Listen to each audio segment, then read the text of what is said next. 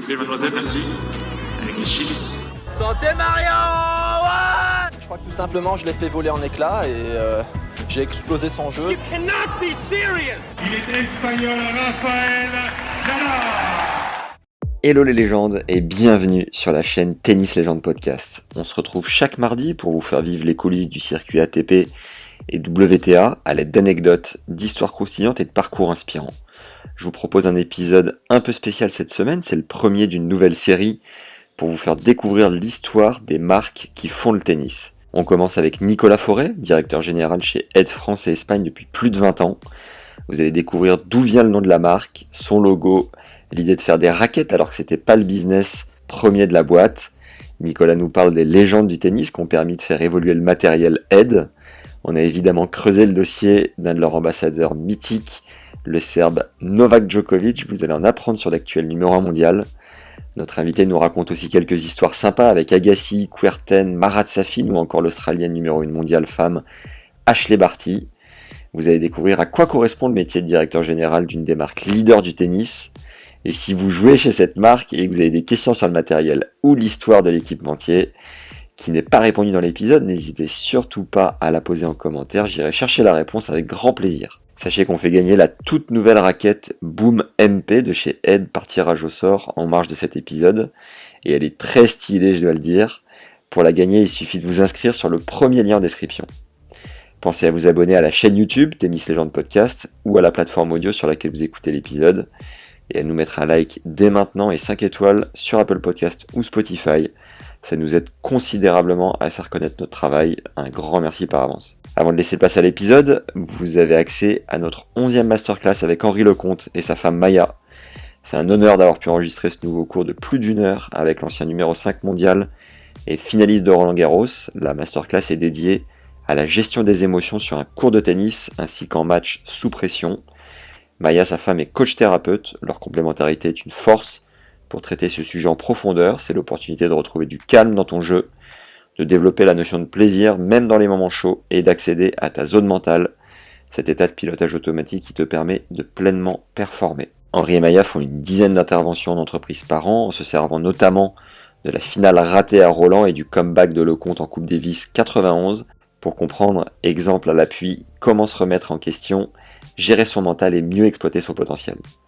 Tu vas te régaler et apprendre considérablement sur la gestion de tes pensées sur et en dehors du cours. Toutes les masterclass sont garanties satisfaits ou remboursés à vie avec une simple demande par mail. Alors plus d'excuses pour ne pas progresser cette année et aller grappiller 2 classements avec ce nouveau cours en description. Il est possible de recevoir un nouveau cours tous les 15 jours avec la formule abonnement ou alors de récupérer là où les masterclass de ton choix en cliquant sur le 2e lien en description. Et si tu as la moindre question, écris-moi à max@tennislegende.fr et je t'enverrai les infos par mail. Place maintenant à notre première hors-série dédiée à l'histoire des marques qui font le tennis avec le directeur général de la marque Aide, Nicolas Forêt. Bonne découverte et bonne écoute à tous. Est-ce que, pour commencer, tu peux te présenter et nous dire quand est-ce que tu es arrivé chez Aide ? Bonjour à tous, je suis Nicolas Forêt, donc je suis le PDG de la marque Aide en France et en Espagne. J'ai commencé ma carrière chez un grand distributeur mondial de produits de sport, basé à Lille, et je suis arrivé chez Aide en 2000. Au début, je m'occupais de la division tennis. Je m'occupais de la division tennis puisqu'on a plusieurs divisions dans le groupe. On est un conglomérat de plusieurs marques avec trois activités principales qui sont le tennis, évidemment, les sports de raquettes, les sports d'hiver avec les ski Aide, les fixations tyroliennes. On a plein de marques dans le groupe. Ensuite, on a les water sports, c'est-à-dire vraiment les produits de la natation, la plongée, les marques Marès. Mais dans les racket sports, on a vraiment 2 marques fortes. La marque Penn, la marque de balle, qui est originaire de Pennsylvanie, qui est toujours présente aux États-Unis. Et évidemment, les marques Aide dans le paddle, dans le tennis, en Europe et dans le reste du monde. Ok. Donc, le distributeur chez lequel tu bossais avant, c'était qui ? Decathlon. D'accord, ok. Et juste pour l'historique, Aide, le nom de la boîte, il a été créé comment, par qui ?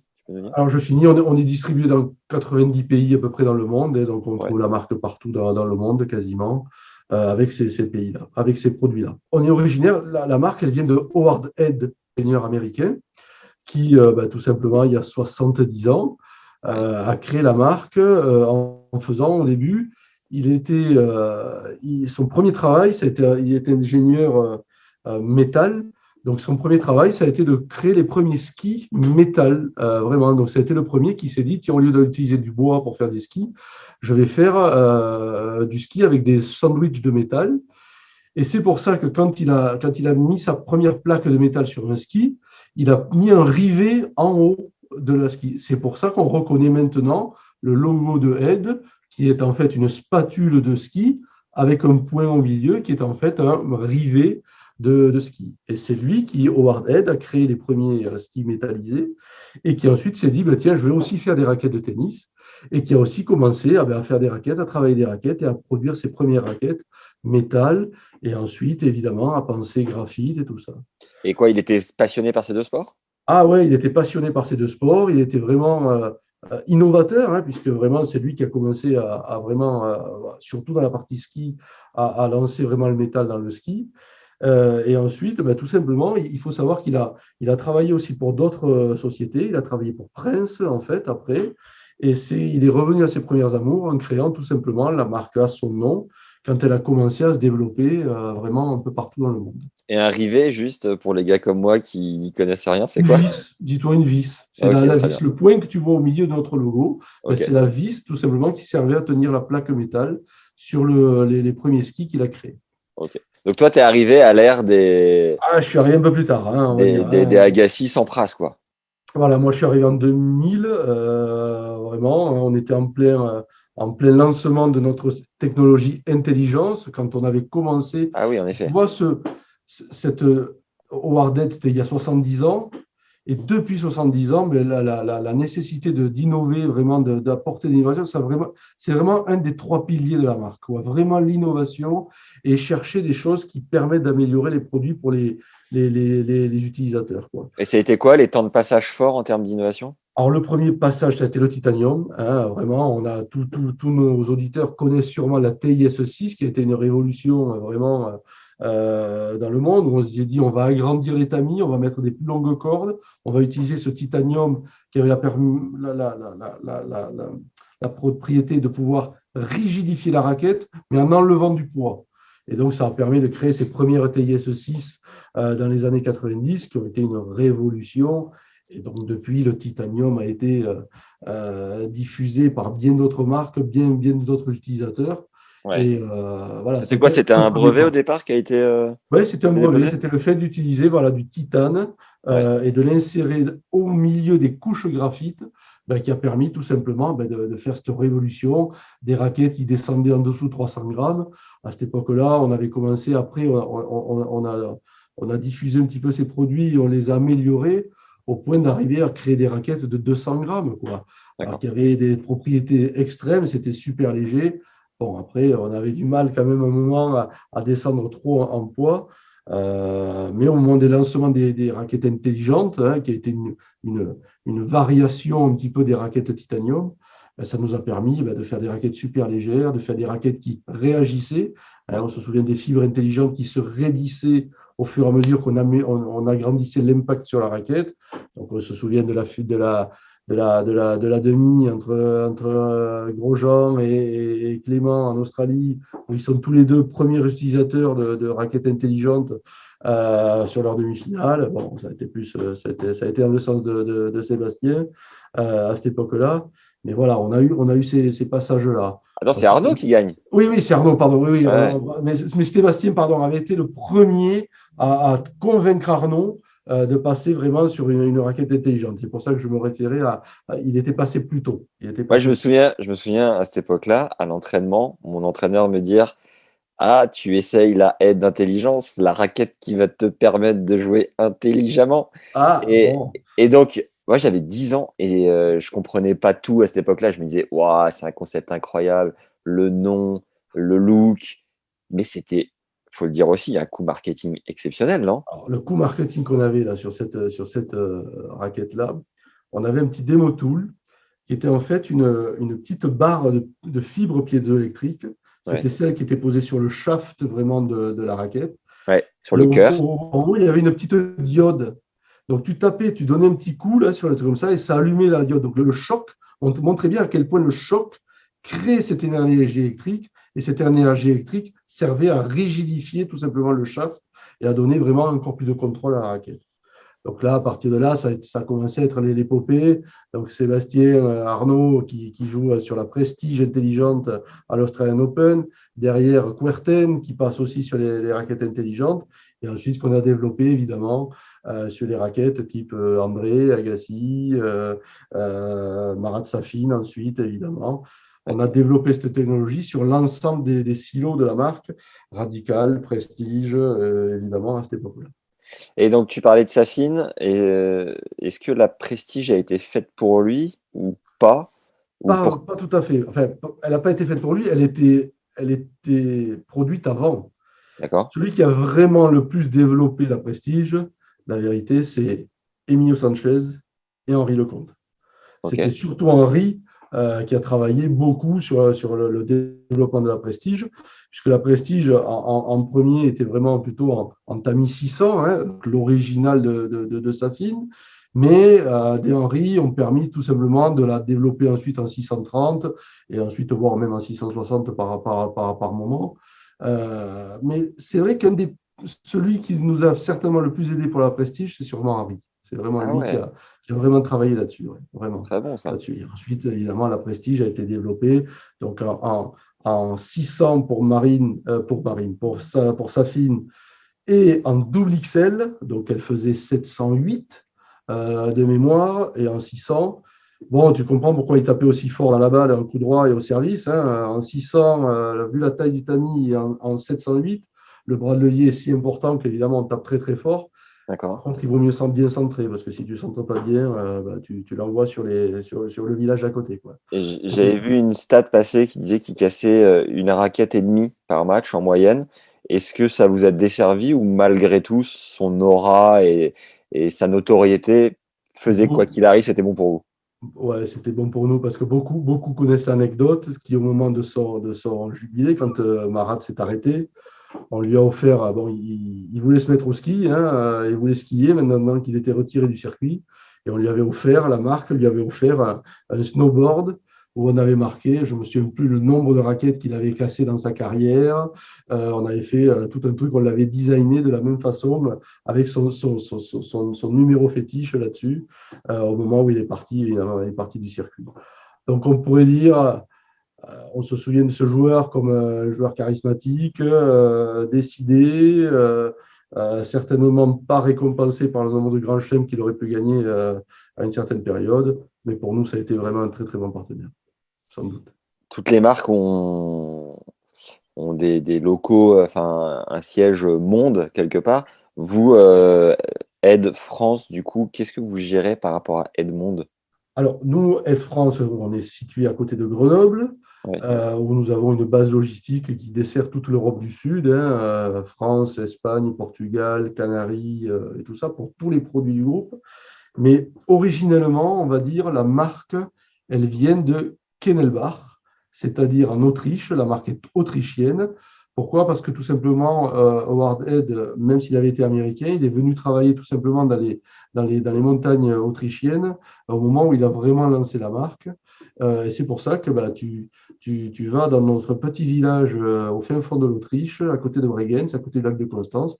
Il y a encore le siège historique de la marque Head, où il y a encore quelques années se produisaient les skis des coureurs comme Alexis Pinturo ou tous les coureurs du Tour, mais aussi finissent de se produire encore les raquettes des joueurs actuels, puisque vraiment une grande partie de l'assemblage et du moulage se fait encore pour ces raquettes des joueurs vraiment chez nous. Vraiment.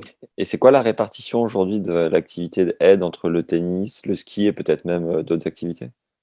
On va dire le tennis est notre première activité, aux environs de 40% de l'activité. Ouais. Le ski est le deuxième, juste derrière, aux alentours de 35%. Les watersports sont aux environs de 15 à 20% pour le reste. Ok. Voilà, c'est à peu près réparti comme ça. Après, avoir une tête d'affiche comme Novak qui domine le tennis depuis quelques années, je vois un sourire radieux quand je te parle de Novak. Non, voilà, encore un peu frustré de cet Australian Open là-dessus. Aujourd'hui, Novak, c'est évidemment notre tête d'affiche. C'est évidemment un de nos meilleurs ambassadeurs sur les résultats, sur sa façon d'être et en tant que joueur charismatique et avec tant de grands chelems, pas 21, 20 encore pour l'instant. On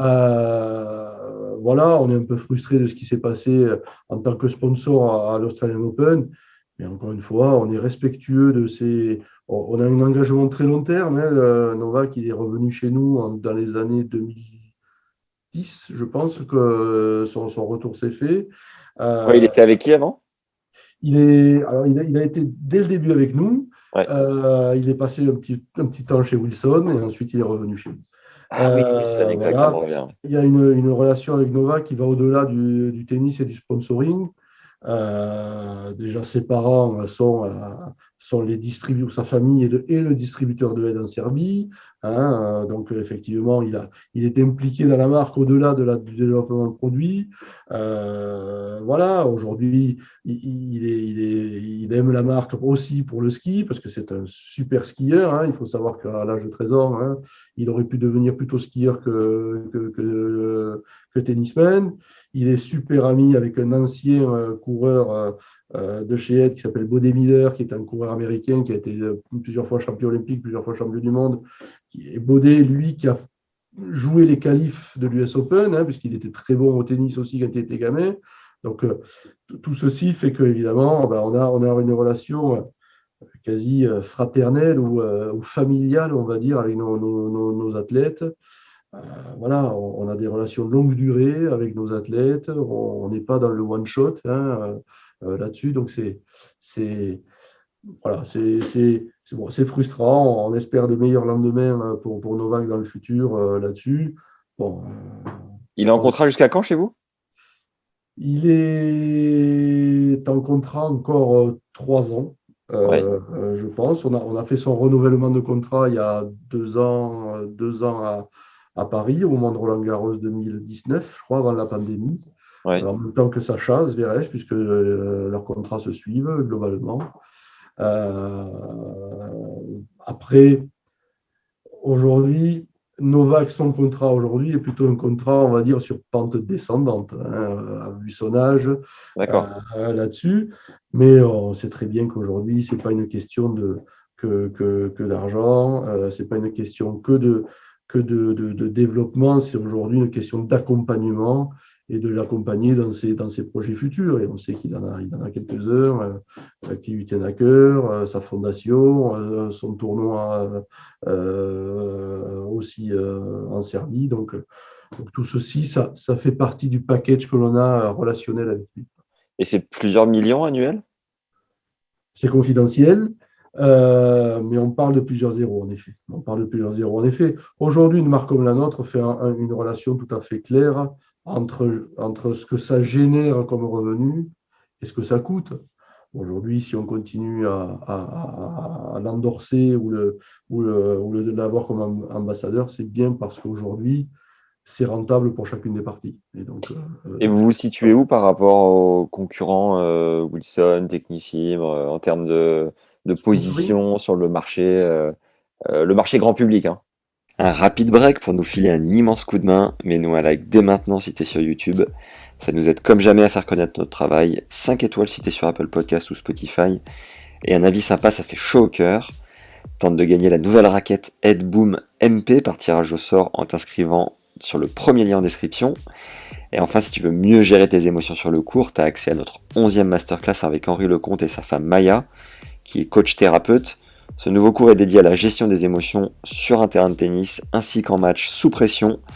Tu vas pouvoir retrouver du calme et du plaisir en match. C'est le 2e lien en description pour découvrir la bande-annonce. Allez, on y retourne. Alors le marché grand public, il est assez simple. Il se partage entre 3 marques. 85% du marché mondial est détenu par Wilson, Babola et Ed. Donc il y a ces 3 marques-là qui dominent. On est présent dans bien d'autres marchés. Le ski et d'autres, les marchés sont souvent beaucoup plus fragmentés. Là, en l'occurrence, c'est un marché qui est assez concentré, plutôt, donc, puisque ces 3 marques-là, historiques, détiennent une grande partie du marché. Alors, Wilson, un peu plus présent aux États-Unis en étant marque américaine, Babola et Ed étant plus présents en Europe, étant deux marques européennes. Donc aujourd'hui, voilà, au niveau du grand public, la répartition se fait comme ça.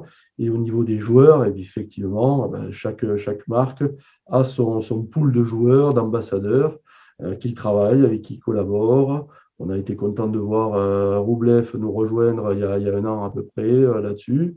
Bon, on est en permanence en train de regarder les futurs stades de même parce que elle nous aide à être plus forts aussi, à développer de meilleurs produits pour le futur. Et si ça va bien pour un pro, en principe, s'il y a de grandes chances que ça puisse aller bien de même pour un consommateur lambda.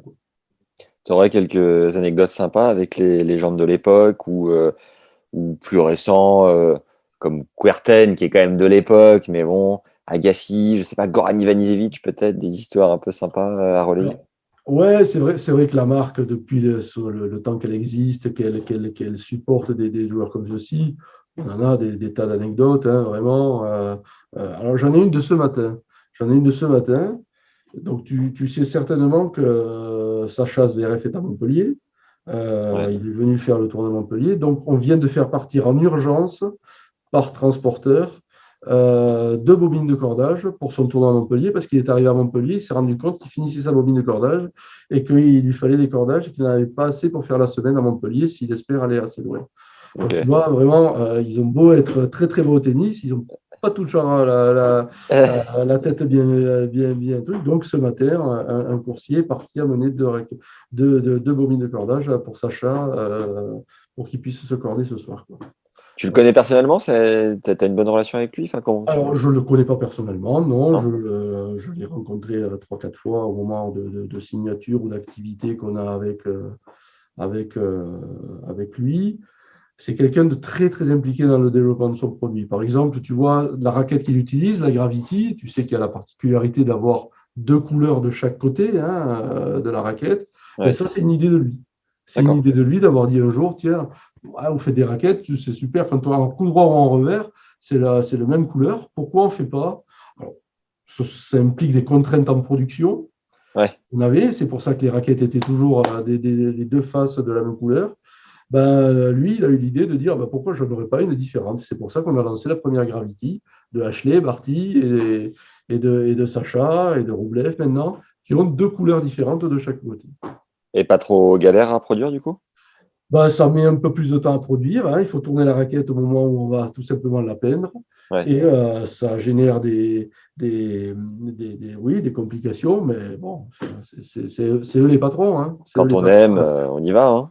C'est eux les patrons à la fin, s'ils ont décidé. Mais il est très impliqué. Tu vois, Roublev est venu, quand il a signé chez nous, il y a un an à peu près. Il est venu passer 4 jours. Donc, à notre siège, nous avons des cours de tennis, nous avons des cours en dur, nous avons des cours en terre battue, pour que les joueurs puissent venir faire leurs tests. Ils viennent, puisqu'on a la R&D à côté, ils ont tout simplement tous les robots qui leur permettent tout simplement de jouer et de tester. Donc, Roublev, il est venu 4 jours à tester des raquettes, du matin à 9h jusqu'au soir 18h, à taper des tas de balles. Il mangeait à la cantine avec les ouvriers dans l'usine à côté. Il mangeait ses pâtes et tout ça. Et voilà, on voit la partie vraiment visible du tour et des champions et tout ça. Mais il faut savoir qu'à côté, voilà, il y a des gars qui sont des monsieur tout le monde, qui cherchent le meilleur dans leur marque, dans leurs produits pour faire leur métier, pour faire leur boulot. Il était avec Fernando Vicente, non, son coach? Alors, je n'étais pas là quand il est venu, on me l'a raconté, mais voilà, on m'a parlé d'un gars vraiment super accessible, très gentil, très regardant sur son produit, qui mesurait au 10e de kilomètre-heure vraiment ses coups droits en fonction des produits et des protos qu'on lui présentait. Donc voilà, quoi, hein, des gens vraiment très impliqués, quoi. Hein, on est sur de la Formule 1. Imaginer à quel point ils sont vraiment committed, quoi, hein, comme on dit, vraiment impliqués, quoi, hein, vraiment. Et avant de parler de Ashley Barty aussi, qui vient quand même de gagner l'Open d'Australie, on est le lundi 31 janvier au moment où on enregistre, donc c'est tout frais. Souvent, tu dis, j'étais présent à la signature d'un joueur. Ça veut dire que les boss des bureaux monde sont là et des bureaux France aussi. Et est-ce qu'il y a d'autres bureaux dans d'autres pays en Europe? Comment ça marche pour clarifier Ah ça? oui, t'as un bureau par pays dans au moins les 27 pays les plus développés, hein. Je te dis, on est présent dans 90 pays, donc il y a une trentaine de pays où il y a une filiale vraiment impliquée. Et impliquée pas que pour les top joueurs, mais impliquée aussi pour le scouting, la détection, hein, qui sont là pour trouver le futur Novak ou le futur Sacha. Mm. Donc c'est vraiment notre boulot de tous les jours, hein. On n'est pas là juste pour mouler des raquettes et les envoyer à nos amis distributeurs. On est là aussi pour avoir un boulot de terrain. Aujourd'hui, la marque Ed en France, c'est quasiment plus de milliers de clubs qui sont sponsorisés en France par la marque. Aujourd'hui, c'est quasiment plus de 1300 ou 1400 moniteurs de tennis qui travaillent avec la marque Ed en permanence, tout simplement pour développer les produits, remonter les informations et tout ça. Donc, c'est pas qu'un boulot que avec les pros, hein, c'est un boulot tous les jours, les ligues avec qui on travaille. Voilà, donc c'est notre ADN vraiment d'être impliqué vraiment dans le tennis à fond, dans le paddle aussi, hein. Le paddle, nous, on y est depuis quasiment. Bon, j'ai travaillé en Espagne pendant 4 ans dans notre filiale espagnole entre 2008 et 2012 et j'ai vu vraiment l'explosion du paddle là-bas. On était déjà présent depuis plus d'une quinzaine d'années déjà, donc on voit ces trucs-là. Aujourd'hui, nous, le paddle, ça fait 30 ans qu'on fait du paddle, donc on connaît bien le produit depuis des lustres, quoi. Et aujourd'hui, vous êtes du coup, mais au top du top du top. C'est-à-dire que Daniil peut peut-être choper la place de numéro 1 éventuellement, mais Novak est là depuis un moment. Ashley Barty s'installe aussi depuis un moment. Vous avez les 2 numéros 1 mondiaux. Est-ce que tu penses que c'est cyclique et comme tout cycle, à un moment donné, ça va prendre fin? Ou vous êtes tellement en place que vous faites le nécessaire pour avoir les prochaines pépites et rester au top du top? Enfin, comment tu vois cette période un peu bénite pour Ed? Alors, on le voit sous plusieurs angles. Le premier angle, c'est se dire d'abord, notre gamme de raquettes, elle est diverse. On a globalement 5 silos qui sont présents sur le tour. Ouais. On avait Novak avec la Speed, on a Marin Cilic avec la Prestige, on a Sacha Rublev, Ashley avec la Gravity, on a la Radical avec Andy Murray et d'autres. Et on a encore une fois l'extrême, par exemple, avec Richard, Gasquet, Berrettini, Musetti et tout ça. Notre volonté, c'est de se dire, voilà, on a un modèle de raquette qui est disponible pour chaque type de joueur. Donc ça fait partie de notre ADN, de dire, voilà, aujourd'hui, on peut, un gros frappeur, gros serveur type Berrettini, on a ce qu'il faut. On a un joueur plus all-round, plus polyvalent comme Andy, on a ce qu'il faut aussi. Donc c'est vraiment avec ceci, on n'a pas un ou deux modèles comme d'autres qui vont aller tout simplement et qui doivent aller au même type de joueur. Donc ça, c'est notre façon de pouvoir tout simplement remplir les besoins de tous les joueurs de la planète dès leur plus jeune âge. On a des Musetti, Richard, on l'a signé, il avait 11 ans quand on a signé le premier contrat avec Richard Gasquet. Donc aujourd'hui, il a toujours été sur ce modèle-là pendant des années, des lustres. Donc aujourd'hui, il ne va pas changer parce qu'il sait très bien qu'il aura le service qu'il lui faut et tout ça. Donc ça, c'est le premier angle. Le deuxième angle, c'est tout simplement toutes les catégories d'âge aussi. Évidemment que pour arriver à avoir un Novak ou un Richard, il faut l'avoir servi ou bien servi, on va dire, depuis des années. Et c'est là que c'est important pour nous d'avoir travaillé sur des détections qu'on va commencer à avoir dès le plus jeune âge. On a des jeunes joueurs qu'on aide déjà dès l'âge de 11 ans, dès l'âge de 12 ans. Alors, pas avec de l'argent, mais on va les aider à essayer de trouver le meilleur matériel pour accompagner leur développement pendant des années. Et c'est avec ça qu'ils vont rester fidèles à la marque et qu'ils vont rester vraiment dans le top ATP. Tous ne réussissent pas. Ceux qui réussissent, évidemment, sont contents de l'être, sont contents d'y être et contents. Et nous, on est contents qu'on soit avec eux. Et c'est pour ça qu'on arrive à ces résultats-là qui sont, tu connais, on en a 4 à l'heure actuelle dans le top 10, on doit être à peu près à 25% dans le top 30, environ 30% dans le top 100. Donc voilà, c'est là qu'on arrive à avoir cette cette masse de joueurs. Tous ne sont pas super charismatiques, tous ne sont pas utilisés de façon marketing de la même façon, mais on a le respect. J'ai toujours une pensée, moi, pour Thomas Berdych. Thomas Berdych serait né 10 ans avant, il aurait 3, 4, 5 grands chelems, certainement. Bon, pas de chance, il est tombé l'année où il y en a la décennie ou les 2 décennies où il y a 3 monstres ou 4 monstres avec Andy à cette époque-là. Mais c'est un super joueur de tennis. On l'a accompagné aussi, lui, depuis le début, et on a été très contents, même s'il n'aura jamais dans sa carrière gagné un grand chelem. Waouh. Il y a une tagline ou un slogan de Ed, je ne sais pas trop si j'ai déjà vu passer. Alors, nos taglines évoluent un petit peu au fil des temps, des technologies, hein, évidemment, qu'on développe là-dessus. Voilà, on en a eu une qui s'appelait The Power of You. Hein, c'est vraiment à quel point on était capable de remplir tous les besoins de chaque joueur. Aujourd'hui, voilà, c'est au-delà du marketing, c'est surtout cette visibilité qui nous permet. Les joueurs sont de plus en plus charismatiques, sont de plus en plus Starisé. ou visibles. Hein. Les réseaux sociaux ont fait qu'aujourd'hui, ils sont scrutés en permanence. Nous, on s'en tient vraiment à notre métier, qui est de faire les meilleures raquettes qui soient, les meilleurs produits qui soient, et les aider au maximum dans leur développement. Aujourd'hui, quand on voit la stabilité de notre pool d'ambassadeurs chez nous, ça prouve bien qu'a priori, ils sont contents des produits et qu'ils sont contents de la relation qu'ils ont avec nous. Ouais, c'est impressionnant. Tu disais 30% du top 100. Wow. Et puis surtout chez les meilleurs, 4 dans le top 10, tu disais, je crois. Enfin, c'est incroyable. Il suffit de compter. Alors, je n'ai pas le classement au 31 aujourd'hui. On sait qu'a priori, la place de numéro 1 va être en jeu avec Novak. Mais encore une fois, il n'y a pas de. Il y a une volonté de l'accompagner encore longtemps. Il va encore jouer, je pense, un petit moment. Voilà, il n'y a pas de. On ne va pas se séparer de lui parce qu'il est plus numéro 1. On va attendre un peu. Ashley Barty, du coup, une anecdote avec elle ou avec d'autres d'ailleurs? Alors, Ashley, en toute honnêteté, on la connaît un petit peu moins. Hein. Ashley, elle est australienne, hein, donc c'est vrai qu'elle est quand même peut-être un peu moins expressive. Hein. C'est peut-être pas la plus expressive du lot. Est-ce qu'il faut comprendre quand tu dis c'est pas la plus expressive, elle fait moins vendre? Non, vraiment pas.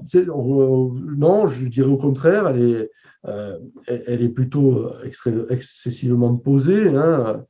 Tu as vu l'anecdote qu'on voit partout. Elle finit son entraînement, elle va jeter ses papiers, sa petite bouteille et tout comme ça. Elle est d'une famille extrêmement posée et respectueuse là-dessus. Encore une fois, on respecte. On va avoir des gens plus expressifs, plus fous. On a eu, comme tu disais, tu parlais de Kuerten tout à l'heure. Bon, on pourrait en avoir des anecdotes de Kuerten plutôt tard dans la nuit.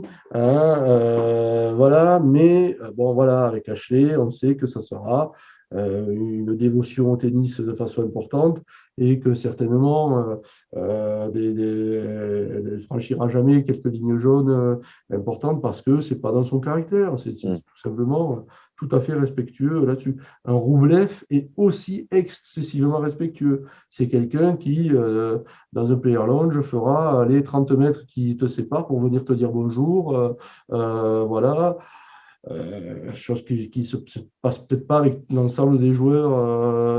Donc voilà, il y a des gens comme ça qui ont une éducation qui peut pas, qui les fait pas changer, les fait pas évoluer.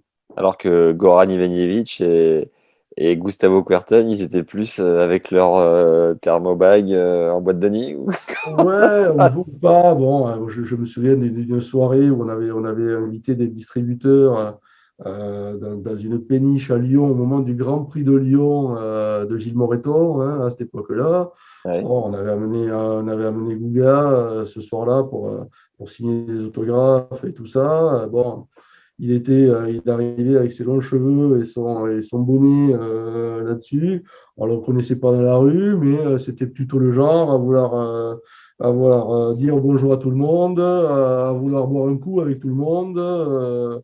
Il demandait une clope à tout le monde aussi ou pas? Non, mais perdre au premier tour le lendemain, parce que je me souviens qu'il y a une année, il a perdu au premier tour, et je Ouais. pense que c'était l'année après son deuxième Roland. Bon, ben, voilà, je veux dire, la vie ne s'arrêtait pas pour lui, quoi, hein, je veux dire, en dehors du court tennis. D'accord. Et éminemment sympathique, évidemment. Et Goran? Alors, Goran, un peu moins connu aussi. D'abord, Goran, parce que il avait une famille qui le protégeait beaucoup. Hein, donc, on a eu vraiment plutôt un accès un peu plus difficile à ce gars-là, qui avait voilà, une espèce de fermeture un petit peu sur le monde extérieur à sa famille. Donc, un peu moins connu pour nous, mais bon. Encore une fois, hein, on en a eu des plus expressifs, André Agassi, qui était tout de suite, lui, toujours partant pour des activités vraiment marketing, sponsoring. Bon, Goran, un petit peu moins. Je sais que André avait demandé à Monte-Carlo une année un hélico, je crois, il était assez croyant, il me semble, et pour aller voir une vierge à Turin, je crois, qui est assez connue. Est-ce que vous avez déjà eu des demandes un peu farfelues comme ça de dernière minute pour répondre à des caprices de star, entre guillemets? Non. En toute honnêteté, alors moi, j'en ai pas le souvenir. Hein, je Ouais. ne connaissais pas cette anecdote. Encore une fois, tous ces joueurs-là, ils sont dans une dimension, oui, différente. Je me souviens plutôt d'un Gaël, hein, quand il était chez nous, avec sa prestige, c'était le plus difficile à driver en tant que joueur chaque fois qu'on faisait des signatures d'autographes, des choses comme ça, parce que son pouvoir de concentration est à un moment certainement limité sur la chose. Mais voilà, on a un Gilles Simon qui, lui, est très, très professionnel, très, très marqué sur le produit, qui a été capable à un moment, des fois, de critiquer même le produit qu'il utilisait, pour lequel il y a un contrat, mais ça va au-delà des contrats. Donc, quand il a quelque chose à dire, on a la capacité de discuter de choses comme ça. Des caprices de star, non, franchement, Pas vraiment. j'aurais du mal. Franchement, tu sais, ils sont beaucoup comme toi et moi. Hein, Oui. ils sont très, très axés sur leurs produits, sur leurs jeux et tout ça. Et ça les intéresse beaucoup. Vous aviez eu Gabriela Sabatini, si je crois, à l'époque, non? Non, n'a jamais Ah, été chez nous. Non, au fond. chez Prince de mémoire D'accord. là-dessus. Mais encore une fois, il y a quelques-uns aussi ont été chez nous, en sont Les partis à un femmes, moment. les femmes de l'époque, c'était qui vraiment les femmes emblématiques? Aranxa, Sanchez, qu'on a Ouais. eu, Sharapova, évidemment, qui était avec Yes. nous dans les derniers moments de sa carrière. Tout ça, bon, il y a des personnes comme Maria qui ont vraiment une aura qui part au-delà du tennis, où là, oui, en fait, on se rendait vraiment compte que le professionnalisme exacerbé t'amène à avoir une personne qui a une aura vraiment très importante, qui va dans le domaine de la mode actuellement. Bon, voilà, on s'adapte à vraiment tous les profils. Je pensais à Stan Wawrinka, qui a été très longtemps chez nous avant de partir chez une autre marque ensuite, et avec qui on avait une relation vraiment extrêmement professionnelle. Dominique Thiem, qui a été chez nous. En fait, tu regardes un petit peu tout le top 10, top 20 à un moment a été, alors, peut-être pas Rafa, mais ni Roger, mais tous à un moment ont été en contrat avec la marque, ont utilisé nos produits pendant un laps de temps important. Donc c'est une satisfaction pour nous. C'est vraiment une satisfaction. Est-ce que tu as eu une pensée émue pour l'ancien distributeur pour lequel tu bossais qui vient de signer Gaël Monfils? On était au courant de ça. Bon, c'est une règle du jeu là-dessus. Je maintiens que leurs produits sont de qualité et sont attractifs pour une frange de joueurs. Si Gaël a trouvé son bonheur avec une de raquettes chez eux et là-dessus, tant mieux. Franchement, On serait excessivement heureux si Gaël revenait encore plus fort. Il va être 15e ou 18e mondial. Là. Je pense que c'est bon pour le tennis français, c'est bon pour le tennis en général, ce genre de profil. Si c'est avec une marque concurrente de la nôtre, j'en suis franchement pas figé du tout et pas affecté du tout. Je pense que c'est bon pour le tennis en général. Est-ce que la concurrence est rude entre les marques? Bon, rude. Est-ce qu'il y a des coups, des trucs, des stratégies où tu te dis ah putain les je pense salauds, c'est un peu comme on Non. voit à la Formule 1 ou entre une écurie et une autre, c'est quand même. Je vais te dire non, non, et c'est pas possible. Et pourquoi? D'abord, je vais te dire, il faut se dire un truc. Le contrat raquette chez un joueur de professionnel, c'est certainement le moins rentable de tous. Ah bon, pourtant c'est l'outil de travail, c'est incroyable. Oui, c'est justement parce que c'est l'outil de travail, comparé à son contrat textile, à son contrat chaussures, à son contrat montre, à son contrat bagnole, à son contrat banque ou truc comme ça, je veux dire, son contrat raquette, ça sera certainement celui qui est le moins contributeur pour lui. Ah ouais. Et pour autant, c'est celui pour lequel il aura le moins de changements.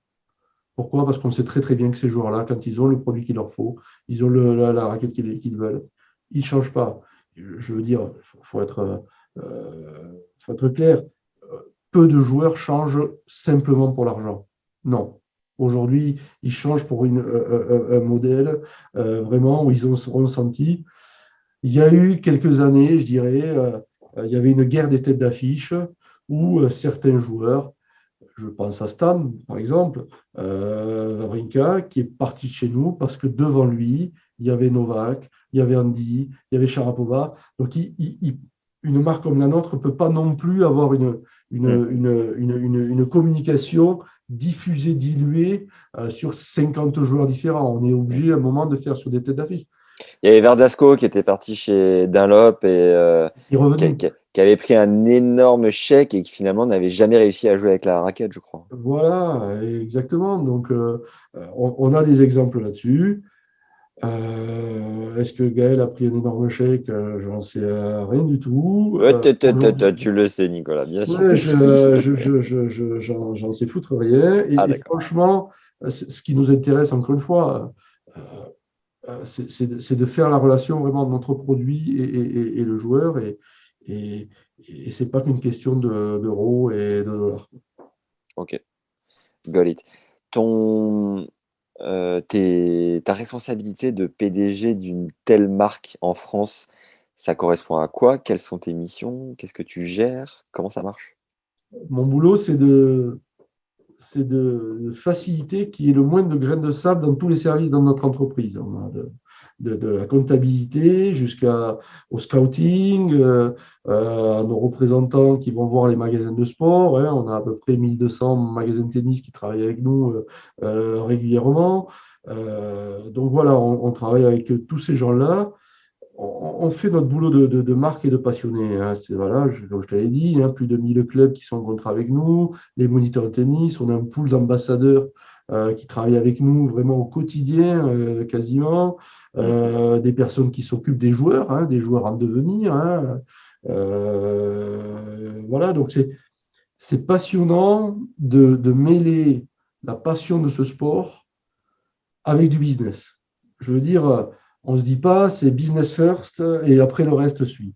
Donc aujourd'hui, c'est parce qu'on travaille bien avec des ligues, des clubs, qu'on leur sert les bons produits et on développe de bons produits qu'il y a du business. Ce n'est pas le contraire.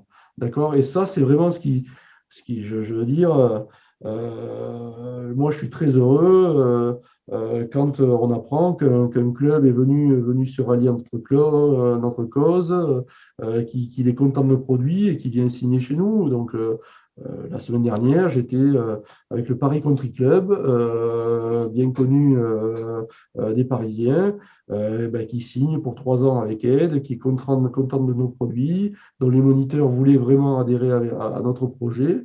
On est content quand ils viennent nous rejoindre et qu'ils arborent la bannière Ed pendant 3 ans.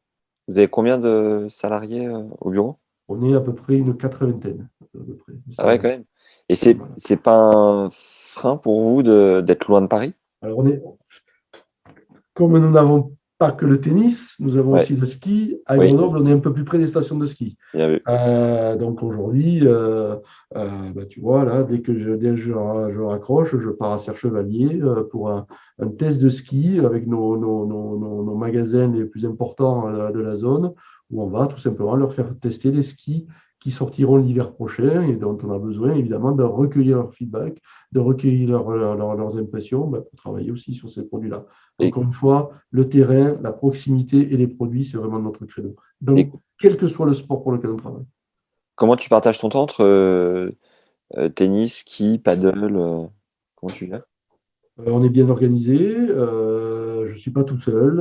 Ouais. Il y a beaucoup de gens qui travaillent dans chaque division là-dessus.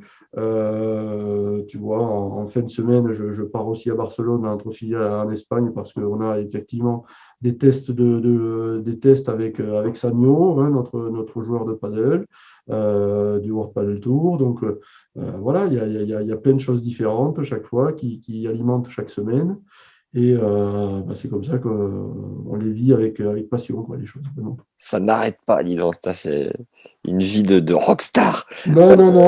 Au contraire, une vie monacale plutôt. Ah ouais. Ah bah oui, bonne hygiène de vie pour pouvoir suivre tout ça. Voilà, exactement, pour avoir vraiment la meilleure efficacité pour nos joueurs et nos partenaires. Ça, c'est vraiment ce qui nous fait vivre. Voilà. T'es joueur de tennis, toi, Nicolas? Oui, bah, toujours. T'es à combien? 54 ans, 15-2. Allez, là, solide. Ouais, écoute, un genou qui couine de temps en temps, mais écoute, on continue. Je viens de jouer les championnats départementaux. Là, j'ai perdu en demi-finale, mais c'était contre un copain, donc on a passé autant de temps à refaire le match après que pendant, hein, t'inquiète pas. Bah, je sais. Ah ouais, donc t'es installé à ton classement depuis un petit moment, tu dois être un Ouais, ça fait un traquenard. petit moment, très longtemps Ok. deuxième série, mais bon, là, je me rattrape, mais toujours autant de plaisir au paddle aussi. Un regret que dans le groupe, on n'ait pas une marque de golf là-dessus, ça viendra peut-être un jour. Que tu golfes aussi pas mal? Ouais, aussi, je suis 14 Ok. aussi au Ah golf, ouais, donc tu touches. vraiment touche à tout, du ski cette semaine, un peu de ski, peut-être un paddle aussi à Barcelone, donc ouais, il y aura encore Génial. une belle activité. Et justement, tu peux nous confirmer que les chiffres du paddle sont exponentiels en termes de croissance par rapport à ceux du tennis? Alors, oui, je peux te le confirmer. Euh, Parce que nous, on a vu ça en Espagne il y a 15-20 ans déjà. Oui, aujourd'hui, on sait très bien que le paddle, par son aspect social ludique, va exploser. On s'attend à une belle explosion. Bah, elle est On déjà là, s'attend- non? Oui, elle est déjà là, hein, elle est déjà là. Encore une fois, comparé au marché installé du tennis, il y aura encore un petit peu de temps. Bon, j'ai juste un chiffre, hein, globalement 1200 cours de paddle aujourd'hui en France, 32 000 cours de tennis. Donc aujourd'hui, le temps que les courbes se rapprochent, il va falloir des années. Donc le temps que les infrastructures viennent à bout. Bon, c'est un marché qui va mettre quelques années avant d'atteindre sa maturité, ce qui est déjà le cas du tennis, qui aujourd'hui a son volant de licenciés au million et son volant de pratiquants au million et demi supplémentaire. Donc voilà, il faudra un petit peu de temps. On a bon espoir pour le paddle, comme on l'a vu en Espagne, où aujourd'hui le paddle fait 2 tiers de notre chiffre d'affaires versus le tennis, hein, au pays de Rafa, hein, là-dessus. Incroyable. Donc aujourd'hui, on ne croit pas que ça va arriver tout de suite en France, mais voilà, on voit d'un très bon œil le paddle et on voit d'un très bon œil le nombre de clubs qui aujourd'hui combinent les deux, qui proposent du tennis et proposent du paddle en même temps. Là, je suis dans le sud-ouest et le club de Guattari me disait qu'il était en train de mourir et grâce aux deux cours de paddle qu'ils avaient fait, ça avait été une renaissance. Et pareil, depuis que le paddle est sur Canal+, les clubs de paddle du coin me disent, putain, c'est incroyable le nombre de personnes qui s'y mettent. Ouais, alors on a passé le cap du le paddle. Ah oui, c'est quoi? C'est le truc avec sur le Stand-up. surf sur le lac, non? Voilà, on commence à bien connaître, à bien vraiment diffuser ce sport-là le mieux possible. Mais bon, voilà, aujourd'hui, on doit être aux alentours de 90 000, 100 000 pratiquants réguliers. Il faut du temps quoi, avant d'expliquer les gens. Aujourd'hui, la semaine dernière, on faisait un paddle ici à côté de Grenoble avec des membres de l'équipe. Des gens d'à côté sont venus nous voir en nous demandant mais comment on compte le temps qu'il va falloir vraiment former, apprendre aux gens comment on compte, comment on sert. C'est pas naturel aujourd'hui. Donc ça, on voit ça effectivement d'un vrai bon œil parce que ça donnera une espèce d'alternative. Mais alternative ne veut pas dire remplacement, tout simplement. J'aimerais aborder les 2 autres points. La balle aide et le textile peut-être après. La balle, j'ai souvent entendu dire qu'elle volait énormément. Vous en êtes où? Qu'est-ce que tu peux nous en dire? Quel segment ça représente chez vous aussi?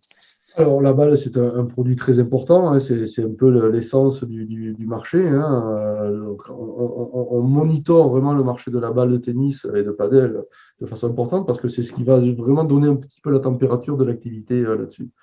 Donc, nous, on a la chance de faire partie des marques qui a sa propre usine depuis des lustres. Ouais. Ce n'est pas le cas de toutes les marques qui font fabriquer par d'autres. Donc, nous, on a vraiment une usine qui est certainement la plus grosse en production dans le monde, qui produit plus de 18 millions de douzaines de balles par an. Elle est où cette usine? Elle est en Chine. Oui, on va avoir une deuxième usine, certainement, qui va voir le jour avant la fin de l'année, pour ensuite vraiment répondre aux besoins qu'on a de façon très importante sur le tennis et sur le paddle. Il faut savoir qu'avec notre marque Penn a quasiment 66% de part de marché aux États-Unis. Donc le marché américain étant le marché le plus important du monde, la marque Penn, qui est une marque américaine à l'origine, est vraiment très très fortement implantée. Et donc nos besoins en termes de balles sont colossaux. Ouais, on a ouvert une nouvelle aile dans notre usine en Chine. Le jour où on la finissait, qu'on la mettait en marche, on se rendait compte qu'il faudrait rouvrir une autre aile de plus dans les 6 mois qui arrivent parce que vraiment la demande est vraiment très très importante. Ça, c'est un beau problème, ça. Alors c'est un beau problème qui en ce moment est un peu compliqué, délicat, et sérieux, parce que la demande est vraiment exponentielle et on a du mal à la fournir. Aujourd'hui, on peut s'attendre on le voit, on va dans les magasins de tennis aujourd'hui, les balles, il n'y en a pas toujours. Il y a une demande mondiale qui est extrêmement forte. Les sports de raquettes sont des sports gagnants, on va dire, de l'Est, je l'espère, post-Covid ou Covid, par la distanciation sociale que ça procure. Donc, les sports de raquettes sont vraiment en explosion fortement. Et là, on a du mal vraiment à remplir la demande. Donc, aujourd'hui, oui, la balle, c'est un produit important. Quand tu me dis des gens la trouvent qui volent, quand j'étais jeune chef de produit, on faisait ce qu'on appelle des blind tests.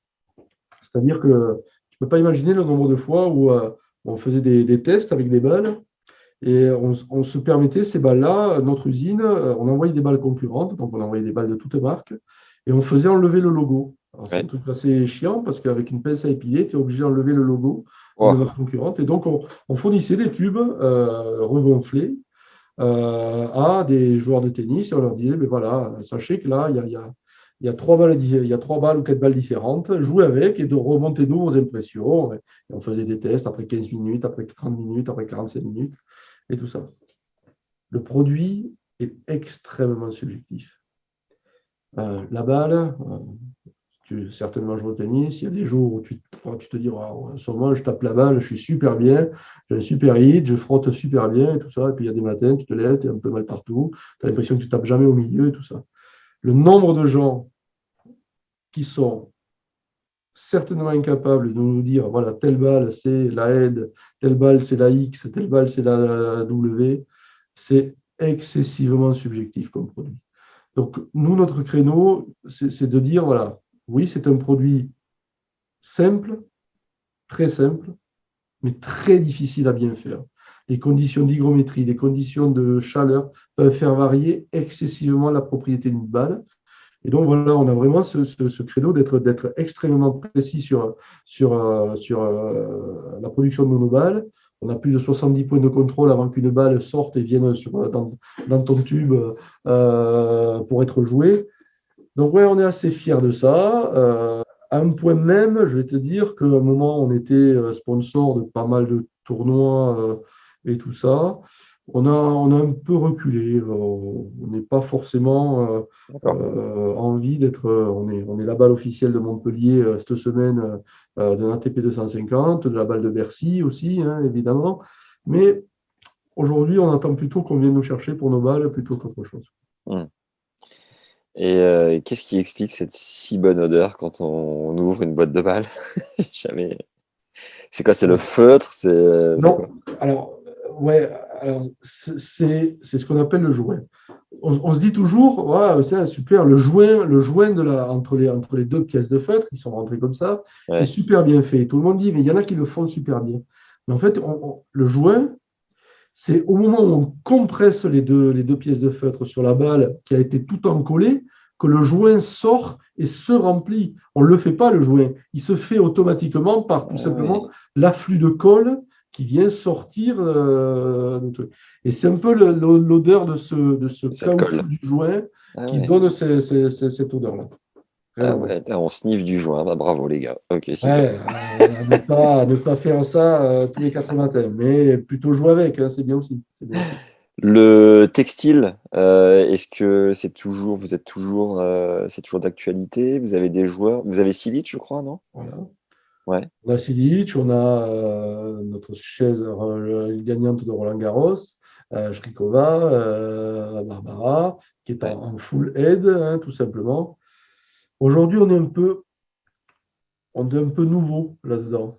Pourtant, Kuerten en fin de carrière aussi était chez Ed. Ouais, c'était au moment où quand il a créé, qu'il a travaillé avec Olympus et en toute honnêteté, c'est plutôt parce qu'il n'avait rien d'autre qu'on a été gentil de lui en fournir. Mais c'est vrai. Toujours est-il que vous faisiez des fringues il y a déjà Oui. 20 ans, quoi. Alors, à cette époque-là, c'était sous licence, c'est-à-dire que ce n'est pas nous qui le faisions, c'était des D'accord. marques qui le faisaient pour nous et Ok. qui utilisaient notre nom. Donc, depuis 4-5 ans, on a repris ça en propre et on s'est lancé là-dessus avec une volonté dans les premières années d'abord de faire un produit parfait, hein, de faire un bon produit qu'on a vraiment testé vraiment dans les clubs, dans le joueur de peu monsieur tout le monde. Et voilà, et maintenant, on commence à avoir certains joueurs, donc tu l'as dit, Marine. Silic, entre autres, aussi sur la chaussure, hein, là-dessus, où on n'était pas un acteur des plus connus et des premiers.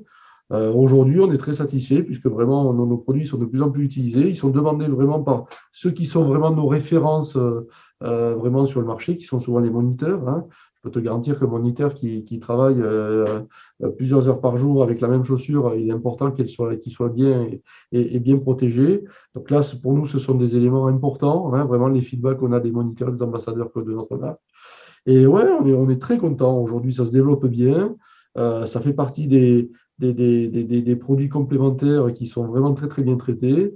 On n'était pas très présent en tant que cordeur, hein. Maintenant, on est cordeur officiel de Marseille, on est cordeur officiel de Bercy. On a notre implication dans le cordage aussi est vraiment très, très forte dans un marché qui est plutôt connu pour les 2 marques françaises qu'on a de cordage qui sont en France. Donc voilà, on fait notre bonhomme de chemin doucement et on fait tout pour que un Sacha Zverev reçoive ses 2 bobines parce qu'il en a besoin et a priori il en est content. Il faut qu'on lui amène. Et c'est quoi? C'est de l'expérience, des années de travail qui manquent pour que le grand public ait envie de se dire: ah putain, le Polo Head, il est trop stylé, la qualité, la matière, on a envie de l'avoir. Aujourd'hui, ça reste assez confidentiel encore comme produit.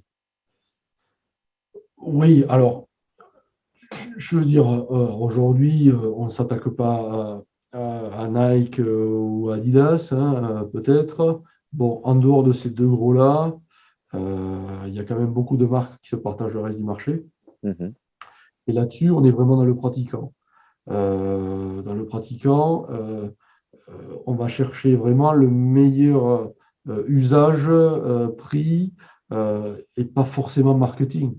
Parce qu'aujourd'hui, on sait très bien que demain, signer Rafa en textile, c'est impossible.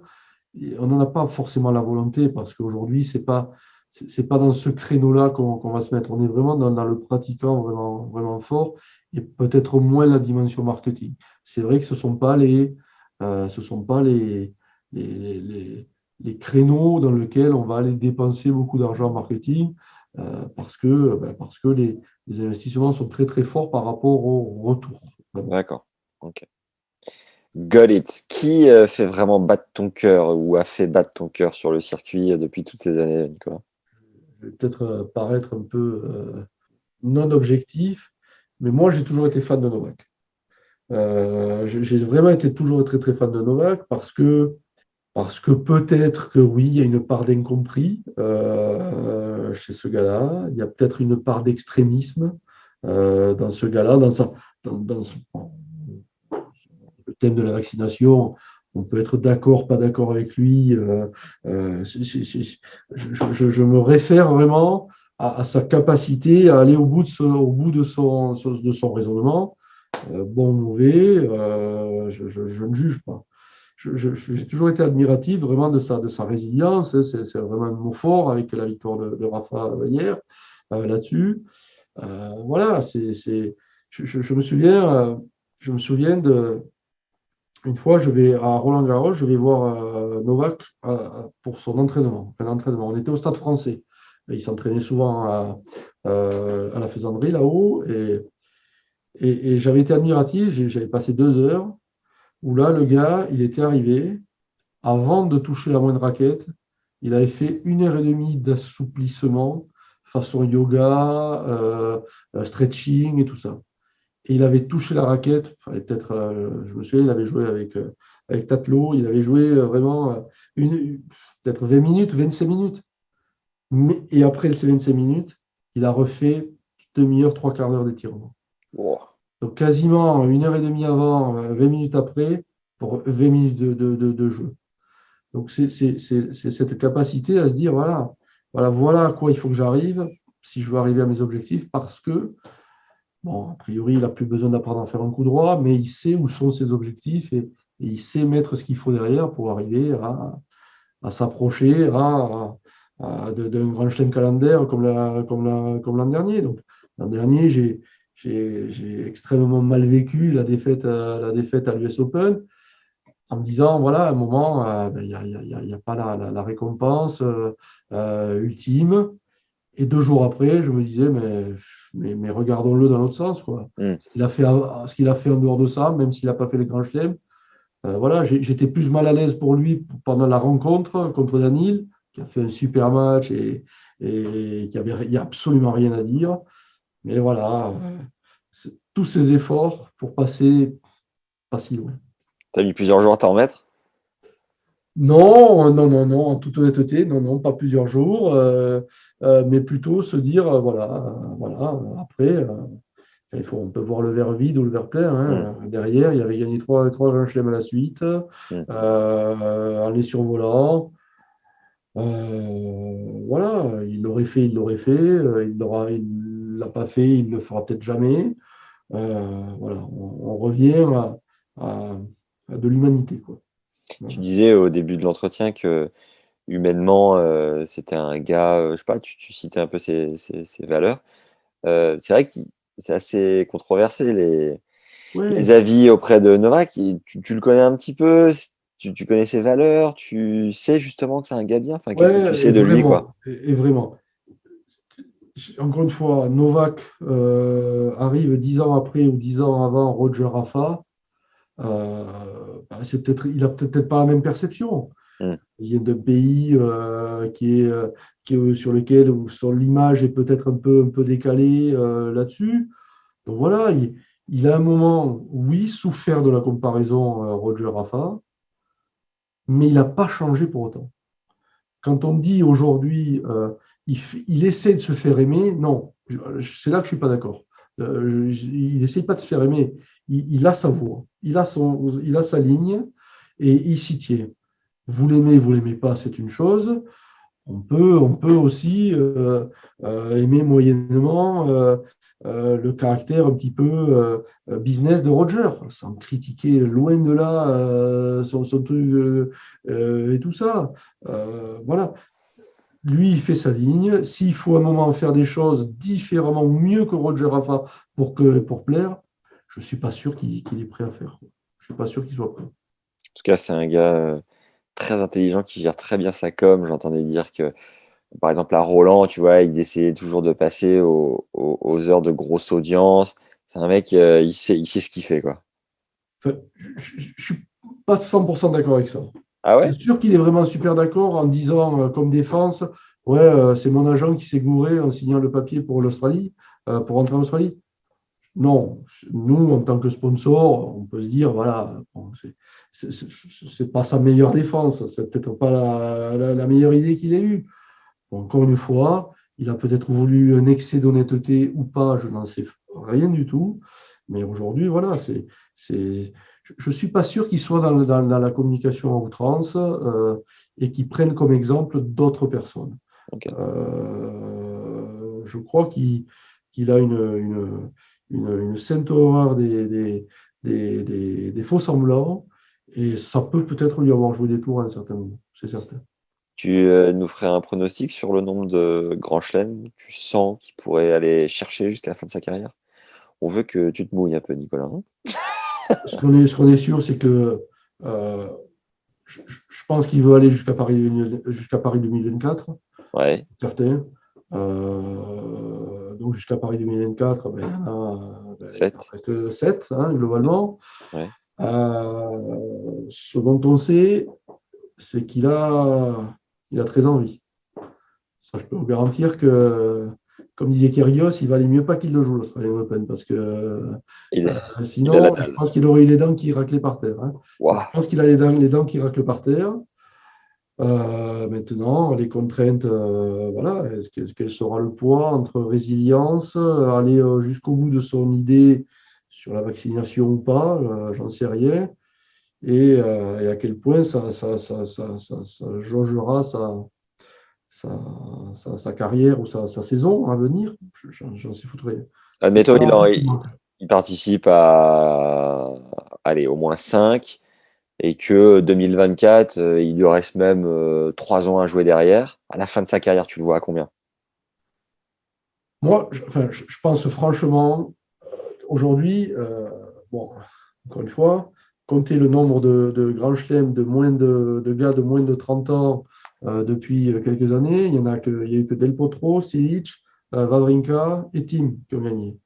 Donc aujourd'hui, l'âge et la next-gen, qu'on soulignait tellement, elle a quand même un petit, à part Danil, elle a quand même un petit blocage là-dessus. Donc aujourd'hui, ouais, moi je pense que franchement, 3-4, il peut le faire, encore une fois. Sur les 21 de Rafa, il y en a 13 à Roland. Donc Roland, si ça reste encore une chasse gardée, il en reste 3 qui sont gagnables plus facilement pour Novak. Sachant que la différence, lui, c'est qu'il en a gagné plusieurs fois, enfin, Rafa aussi maintenant, plus de 2 fois tous. Donc voilà, aujourd'hui, on sait que son jeu est quand même plus armé à tout sauf la terre. Donc voilà, ça en fait 3 potentiels sur, comme tu le dis, 3 ans. Donc ça en fait 9 potentiellement. Wow. Comment on va développer la next-gen on les attend encore un peu toujours, quoi. Surtout dans les 4 derniers jours du tournoi de chaque grand chelem. C'est bien de gagner facilement les premiers, mais il faut gagner les 2 derniers surtout. Ouais. Et si secrètement ton cœur battait pour Roger, tu auras le droit de le dire ou pas? Oui, sans aucun problème. Alors là, je vais te dire, dans l'équipe chez Aide France, il y a des fans de Roger, il y a des fans de Rafa, mais pour autant, quand ils sont au boulot, ils sont peut-être un peu plus fans de Novak. On respecte tout, franchement. On est encore une fois, on est content pour Gaël là-dessus. On a des nouvelles pousses qui vont arriver, qui vont bouger un peu là-dessus. On est content de, tu sais, on parle de Musetti qui a défrayé la chronique et puis là qui a un peu plus de mal. Voilà, on respecte vraiment on a la liberté de penser. Qu'est-ce qu'il a fait, Musetti? J'ai pas suivi. Qui avait vraiment explosé, qui d'accord. a un peu tendance à stagner un petit peu plus maintenant, à 19 ans ou 20 ans maxi maintenant. Ouais. Donc voilà, on a des fans, on a des fans de Roger chez Aide France, on a des fans de Rafa, et on n'a pas de problème avec ça. Juste dernière question avant que peut-être te laisser le mot de la fin. Moi, ça fait très longtemps que j'ai pas forcément de marque référente. Bon, j'ai la chance d'avoir un ami qui bosse chez une marque concurrente à la vôtre, je ne vais pas forcément la citer, ça ne sert pas à grand-chose, mais s'il y avait bien un seul produit qui m'anime vraiment sur le matos autour du tennis, c'est un grip. Et ce grip, c'est le surgrip blanc, pareil, d'une marque concurrente, ça ne sert à rien, je ne vais pas la citer. Qui commence par W. Qui commence par W. Pourquoi est-ce que c'est pas Ed qui a ce brevet ou qui a réussi à le copier est-ce que c'est incopiable? Enfin, je me questionne sur ce. Il y a Tournagrip aussi, tu as plusieurs écoles, tu en as qui adorent le Tournagrip. Moi, j'adore le côté un peu moelleux du surgrip blanc. Voilà. Pourquoi c'est pas chez vous? Je comprends pas. Pourquoi les autres marques n'arrivent pas à le refaire? Alors, je vais te dire un truc. Quand un produit est extrêmement basique, un grip, une balle, il est un peu difficile de faire la différence, tout simplement. Plus le produit est techniquement évolué, et plus là, c'est plus facile de faire la différence, une raquette, un cordage, tout comme ça. Aujourd'hui, je prendrai ton surgrip dont tu parles, je prendrai le nôtre, je prendrai celui d'une troisième marque concurrente, on ferait un blind test demain et on ferait tester, tu aurais des fans du grip dont tu parles, des fans de notre grip et des fans du grip de la troisième marque. J'en reviens aux mêmes choses que ce qu'on disait sur les balles. Je vais te prendre une anecdote. Sur la balle, nous, on joue évidemment avec nos balles, chaque fois qu'on va s'entraîner et tout ça. Quand j'étais jeune chef de produit, une fois, on fait un séminaire avec nos 15 commerciaux et tout ça, et on testait une raquette, un produit à ce séminaire. Je me souviens, on était à côté, au Club Med à Opio, tu vois, en séminaire, et on testait les balles. Donc au moment de tester les raquettes, je donne des balles. Dans notre équipe de commerciaux, on a plutôt des bons joueurs, on a des anciens moniteurs de tennis, on en a plus de la moitié qui ont été en deuxième série longuement. Et au moment où je leur dis, tiens, allez, voilà, vous avez les balles pour leur tester, je ne leur dis pas, mais je leur dis, voilà, c'est des balles qu'on a délogotées, on a enlevé le logo, et voilà, ce sont nos balles. Et ils commencent à jouer, ils disent, putain, mais Nico, là, tes balles, elles ne sont pas super, je les trouve un peu dures et tout ça. Il y a un phénomène. T'es X-Tretorn. Non, c'était des balles de la concurrence, en effet. Et nos commerciaux qui jouaient toute la journée avec nos balles, chaque fois qu'ils vont jouer, même avec leur famille, ils vont jouer, bon, ils ont toujours le même tube de balles de notre marque.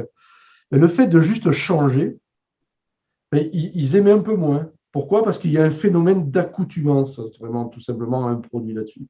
Okay. Et donc, demain, je vais te donner notre surgrip. Tu vas me dire, ah ouais, mais peut-être il est un peu moins bien. Parce que tu t'es tellement habitué, tu as tellement fait une accoutumance de ton grip de ta chère marque américaine, que tout simplement, le fait de changer te dérange un peu. Mais ça ne veut pas dire que mon produit soit un peu moins bien. Ouais, j'ai un peu de mal parce que.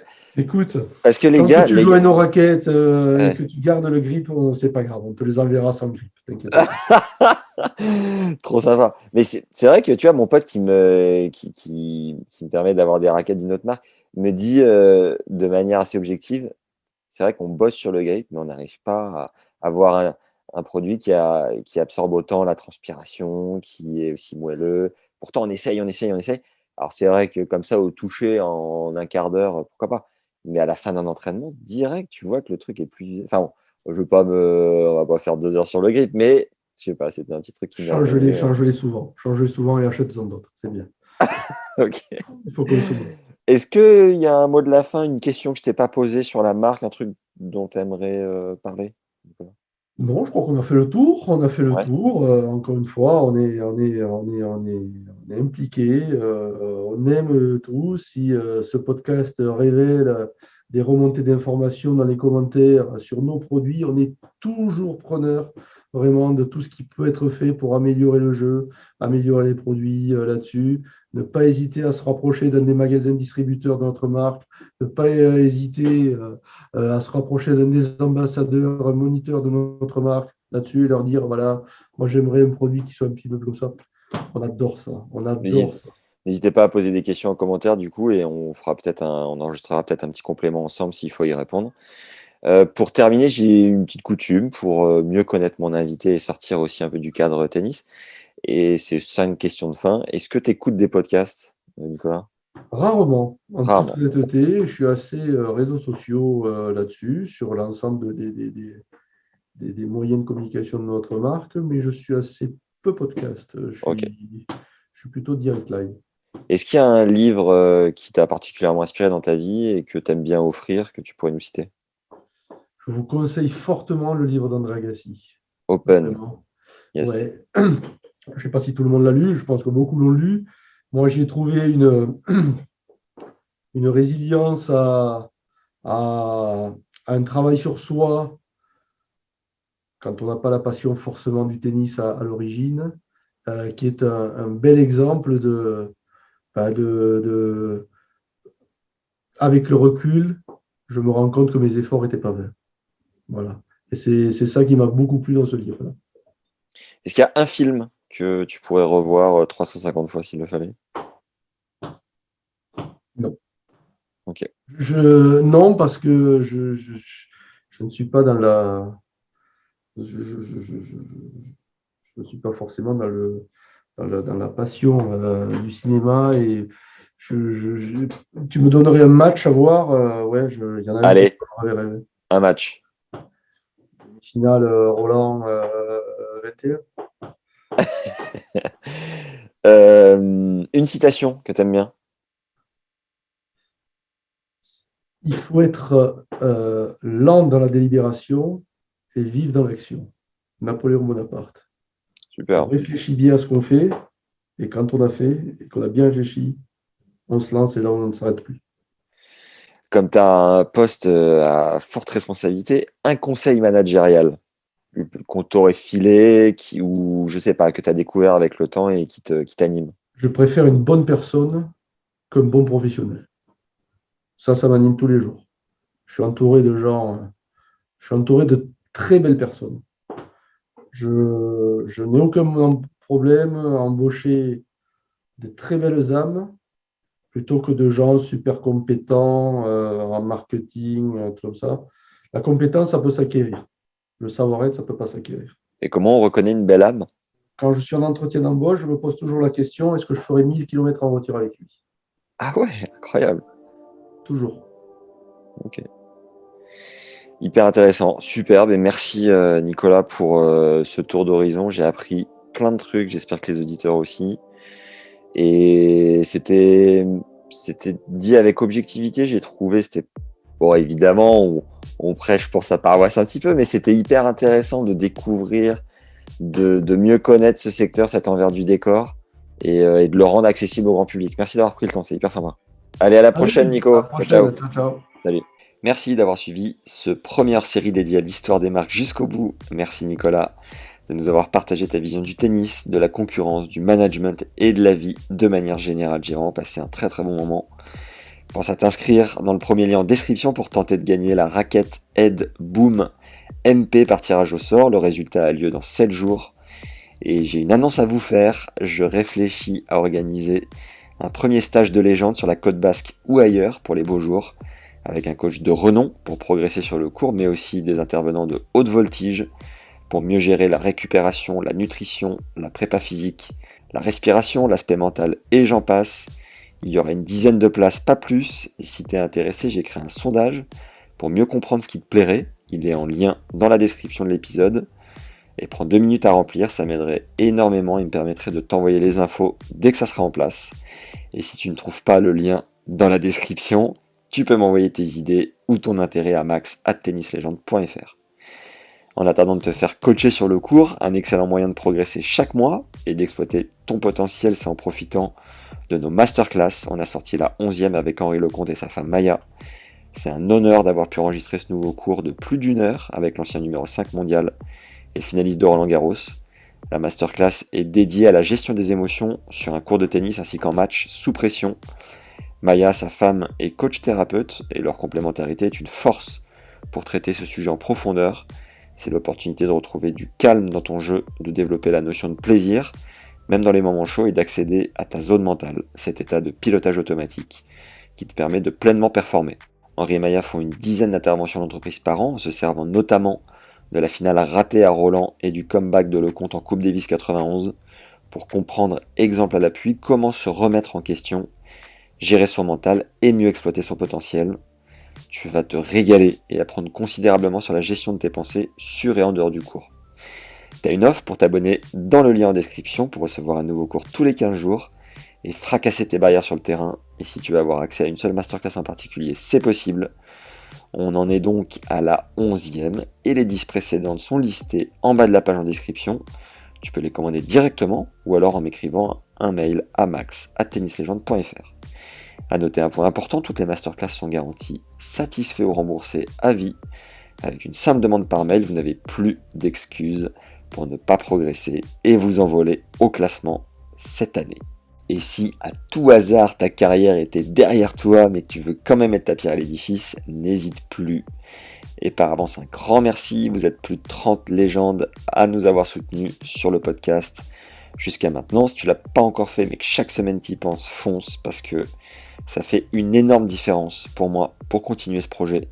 Tu as le lien vers le compte Tipeee, T-I-P-E-E-E, dans la description de l'épisode ou en tapant Tennis Legend Podcast Tipeee dans Google. Tu peux aussi faire une story Instagram en taguant Tennis Legend, Ed France et moi-même, Max_Zamora_TL. Ça nous aide à faire connaître le contenu parce que le bouche à oreille est notre arme fatale pour faire connaître le podcast. Donc voilà, envoie cet épisode à tous tes potes qui jouent avec la marque Ed notamment, tous les profs que tu connais, toutes les joueuses également, même si les filles sont un peu moins nombreuses sur ce podcast, peu importe, bombarde, n'hésite plus, chope le téléphone de tous tes partenaires d'entraînement aussi, pour les abonner directement et leur montrer comment fonctionnent les podcasts, c'est aussi important. Et surtout, relance-les chaque semaine pour savoir s'ils ont écouté le dernier épisode. Débrief avec eux, pose-leur des questions, piège-les, n'hésite pas non plus, hein, ça fait partie du jeu. Et voilà, tout ça pour dire que si tu écoutes encore jusque-là, c'est que tu es une vraie légende et que tu nous aides considérablement en pratiquant le bouche à oreille. Merci par avance. Viens aussi me dire ce que tu as pensé de l'épisode en commentaire avec un avis sur Apple Podcasts et Spotify. Je me régale de te lire vraiment chaque semaine. Merci à tous ceux qui prennent 4 secondes pour le faire, ça me motive comme jamais à continuer. Enfin, si tu as des idées de partenariat ou autres, n'hésite pas à m'en faire part sur LinkedIn à Max Zamora ou sur Insta à Max_Zamora_TL. Je réponds avec grand plaisir à tout le monde. Voilà, c'est tout pour aujourd'hui. Merci d'être encore là, vous êtes vraiment des légendes. Merci pour les bonnes ondes, prenez soin de vous et à très vite. Ciao.